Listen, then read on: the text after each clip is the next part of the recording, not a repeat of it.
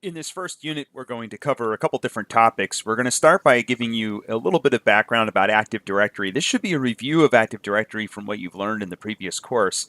And then I'll talk about multi-domain environments, multi-forest environments, and we'll do a quick review of Active Directory Trust, which we'll go into more detail later in the course, and how to upgrade domains in Forest to Windows 2012, presuming that you already have an older version of Windows in place.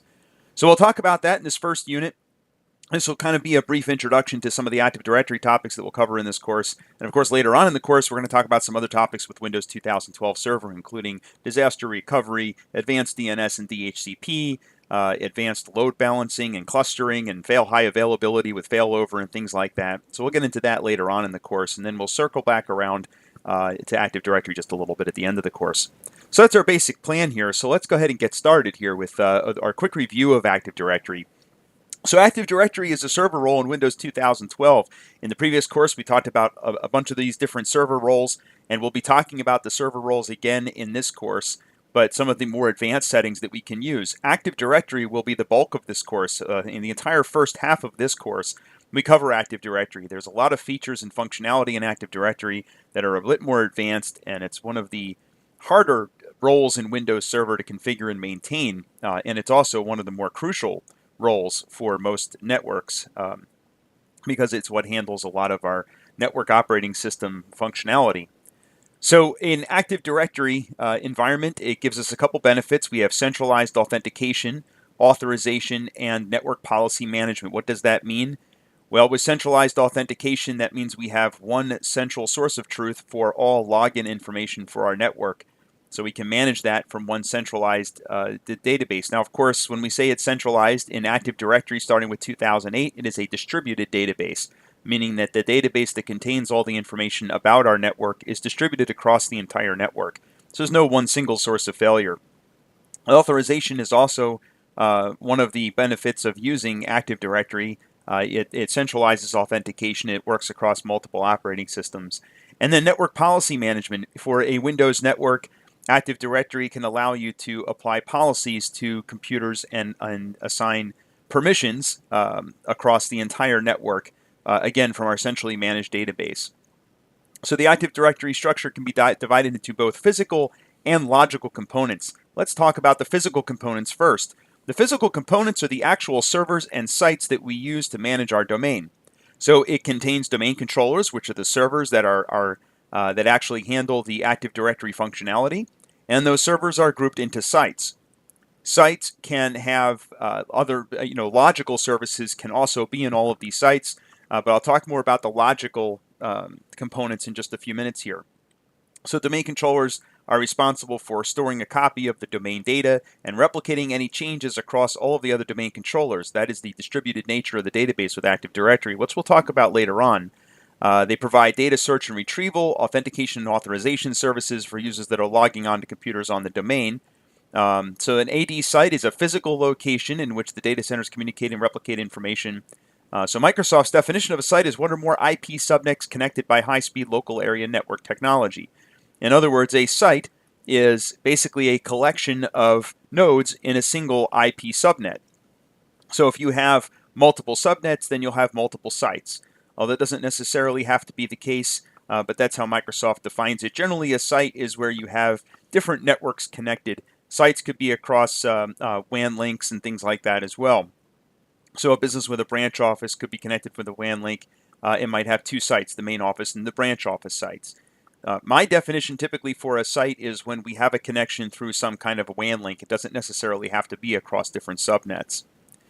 Now, when we talk about logical components, there are four logical components of Active Directory. There's the organizational units, or OUs, and then below OUs we have domains, which is Active Directory's core structure, which contains OUs and represents policy boundaries. And then you have trees, which are a grouping of domains sharing a common naming structure, and forests, which is a collection of one or more trees. So you can have multiple domains, which creates a forest. So again, we have organizational units, domains, trees, and forests. And those are the logical components, or a way to logically divide our network. Why are these called physical and logical components? Well, a physical component are actual servers and sites, whereas the logical components can permeate through the different sites. So single sites could have components that are of OUs, domains, trees, and forests. So they're not necessarily subdivided by their physical location. So logical components have no physical boundary. All right, so some advanced Active Directory functions. We have forest root domain is the forest domain created in a new forest. So that basically is the first domain in a new forest, typically. FSMOs are basically specialized Active Directory or domain controller servers that have specific functions as part of the distributed nature of the database. So the problem with distributed databases, there is no one single source of truth in a distributed database. There are certain things in our distributed database which must have a single master. And that's what an FSMO is. It's a single master of a particular portion of Active Directory. It's divided into 5 parts. There's the domain naming master and the schema master.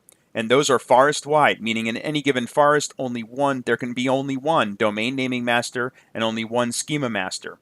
Now, a domain, or a forest rather, can be a collection of domains, and each one of those domains may also have a PDC emulator, a RID master, and an infrastructure master. Let me take a step back and explain what these are very quickly, although we learned about this in the previous unit. A domain naming master is responsible for maintaining all the information about the names of the various domains. The schema master maintains the schema, which basically is the metadata. It's what we can store about all the various objects in Active Directory. A PDC emulator emulates the primary domain controller for backwards compatibility for Active Directory prior to Windows 2008. So if you have a 2003, if you're operating an environment that has to have backwards compatibility to 2003, you would need a PDC emulator. The RID master is responsible for basically managing the unique identifiers for objects, and the infrastructure master manages things like sites, for example. So again, each of those 3 you can have within each domain. So there'll be more than one of those in a given forest if you have multiple domains. Now, a global catalog typically resides at a site level. This is basically any domain controller. And you can have more than one of these in any given network, but a global catalog basically stores all of the information about the domain. And the reason for this is if you have, let's say, for example, you have many forests within a domain, many domains within a forest, you may have a need with many domains within a forest to have users logging in across different domains throughout that forest. So by default, domain controllers will not store information about user accounts in other domains, but a global catalog will have that information. So it's a way for you to cache information about the entire forest or an entire domain at any given server so that you can do certain operations even if you're not in your local domain. Active Directory trusts allow users from one domain to access resources in another domain. This is what allows forests to be possible. So these trusts, which we're going to talk about here in a little bit, these trusts allow you to have multiple domains within a forest. And finally, we have replication, which is what allows us to replicate all of this information to many different servers throughout our domain. So you have intra-site, inter-site, multi-master replication, and knowledge consistency checker, which runs on every domain controller to determine the replication topology. In other words, when domain controllers have changes, those changes have to be rolled out to all of the other domain controllers because we have a distributed database. There is no central server, with the exception of the FSMO roles that we talked about earlier. So the KCC is what understands the topology and how to do that replication and how that's going to happen. And it also makes sure that the replication happens in the most efficient way. When we run Active Directory, typically you also have to use Microsoft Windows for DNS. That is a requirement. Although it can work hand in hand with other DNS services, you do have to use Active Directory for DNS. For various reasons. We'll talk about some of these later on, but one of the big ones is there is additional information that is required in DNS that a non-Active Directory DNS server will not be able to handle. For example, when a computer is turned on and wants to sign on to the network, in order to find an Active Directory server, DNS helps it locate an Active Directory server that it can use to facilitate authentication. So the first domain controller installed in a forest is usually a DNS server, although that role can be moved to other servers later on. During the Active Directory installation, it'll attempt to find a DNS server, and if it can't, it will require you to install one. But if it finds one, then you don't necessarily have to install DNS. But if you do decide to make it a DNS server, it will automatically transfer the information about the zones when you configure it. and that's if you're adding an additional server into your into DNS. In the next slide deck, I'm going to talk about multi-domain and multi-forest environments.